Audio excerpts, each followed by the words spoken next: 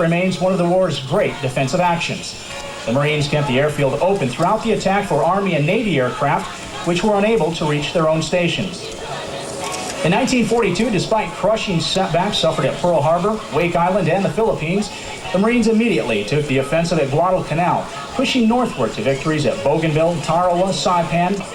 Probably the most fitting tribute to exemplify Marine performance throughout the war was expressed by Admiral Chester W. Nimitz when he said, "Among the Americans who served on Iwo Island, uncommon valor was a common virtue." This time in South Korea.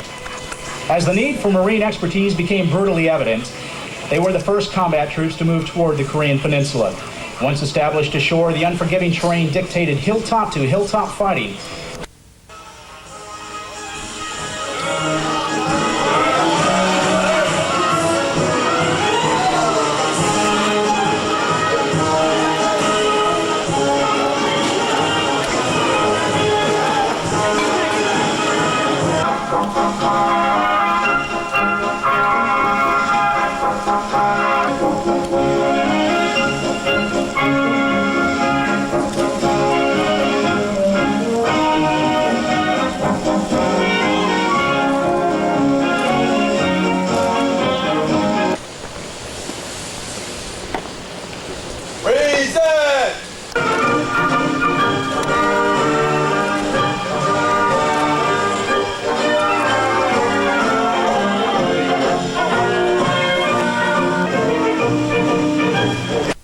That our nation expected of her Marine Corps.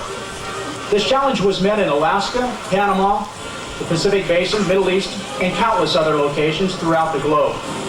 In every case, our Corps' expeditionary capabilities were clearly demonstrated to the nation and to the world. As always, Marines responded to the call. As Marines, we have never, nor must we ever, permit ourselves the luxury of standing on past laurels. Our forward-thinking approach to the challenges of the future has been the key to our success as warriors. This year, each of you is asked to emphasize education and training. We have already begun with the establishment of basic warrior training, the Marine Corps University, and our professional reading program, just to mention a few. The active participation of our Marines has been an important factor in the formulation and institutionalization of these initiatives. Additionally, our Commander-in-Chief has called on us to join him in the war on drugs. As the nation's premier force in readiness, all Marines are expected to lean forward in support of this vital national campaign. Internally, our starting points will be to ensure a 100% drug-free Marine Corps. We will tolerate nothing less. The initiatives we have outlined are designed to reinforce, not replace, our ongoing emphasis on our Corps' traditional values. Allow me to reiterate the heart of last year's message. We are warriors, first and foremost.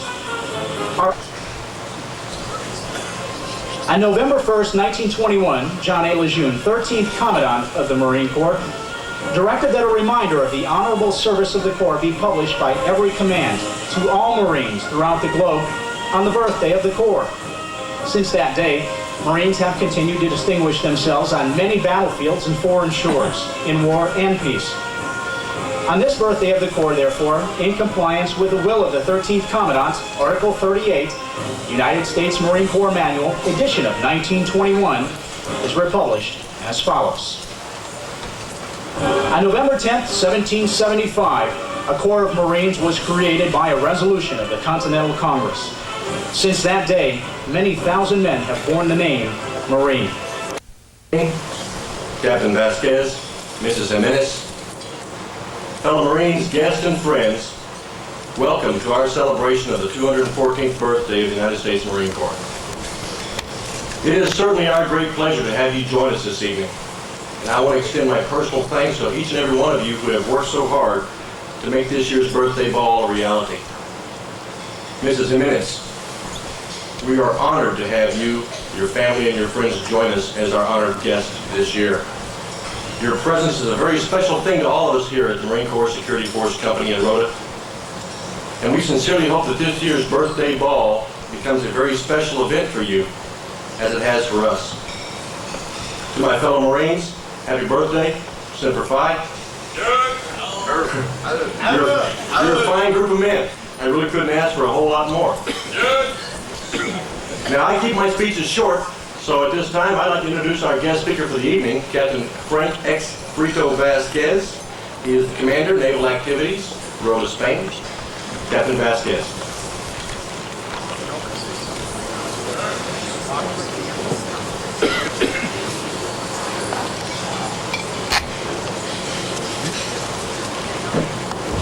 Oh, good evening.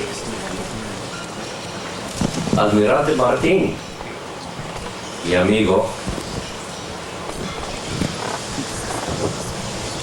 Señora Jiménez y su familia, Captain Drury,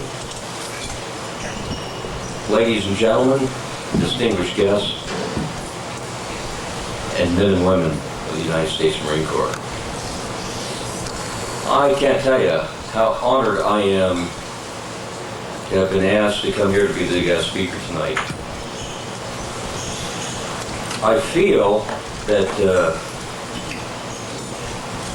I'm probably as well qualified as anybody that is probably residing on the base, in that my family goes back a ways in the Marine Corps. I had an uncle, my Uncle Louis Vidal, that fought in World War II. He was with the 2nd Division, fighting in... And he said, had it not been for the helicopter pilots during Vietnam, we Marines, and I went through Marine boot camp, and I think every Navy exhibited an unusual sense of duty to his fellow man when he enlisted in the Marines, since he was not an American citizen and he was an only son. He showed uncommon bravery when he fought against the enemy in Vietnam, and we are lucky to have such people. Jose fought because, in his words, America was good to me and my mother. You have shown that Americans can return that kindness by sacrificing your time and your efforts. By sending an emissary to see Jose's mother, by renaming her barracks, by providing this trip and a special gown for the Senora Jimenez for the ball, you have shown that the American spirit of strength, kindness, and feeling exists not only in time of war, but at all times. I salute you. With kindest personal regards, I am sincerely Rose Moffett, Governor of the state of Arizona. And the next, the Commanding Officer, United States Marine Corps Security Force Company, Rota, Spain. Officers of the men of Marine Corps Security Force Company, Rota, Spain. Please accept my best wishes as those gathered in Rota, Spain prepare to honor the mother and sister of Medal of Honor recipient Jose Francisco Jimenez. The life journey of this brave young Marine has captured the hearts of citizens throughout Mexico and the United States. It is a fitting tribute to Jose that the country in which he was born and the country he served so well are brought closer together because of his sacrifice. It is also heartwarming to know that the United States Marines are not only prepared to sacrifice their lives for their country, but as well are willing to sacrifice their time for the mothers of their fallen comrades. The resourcefulness you have shown, the unselfish hours you have given, and the compassion with which you embrace the mother of our fallen hero are the best traditions of our proud nation. God bless you all on this very special day. Sincerely, Dennis DeConcini, Senior Senator from the state of Arizona. And last but not least, I'm delighted to extend warm greetings to all who are gathered this evening to celebrate the 214th birthday of the United States Marine Corps. I join with the members and friends of Marine Corps Security Forces Company, Rota, Spain, in extending a special welcome to their honored guests, Mrs. Basilia Jimenez and Maria Pilar. The freedom we cherish has been won at a great price, and all of us owe a lasting debt of gratitude to those who have given their lives in its defense. Throughout his tour of duty in Vietnam, Lance Corporal Jose Francisco Jimenez upheld the highest traditions of the land of his birth, of his adopted country, and of the United States Marine Corps. His valor and courage stand as a shining example to all of us, and he will never be forgotten. I commend all those who worked to bring about this fitting recognition of a valiant Medal of Honor winner, a devoted Gold Star mother, and a loving sister. Barbara joins me in offering our best wishes for a joyous and memorable event. God bless you all. George Bush.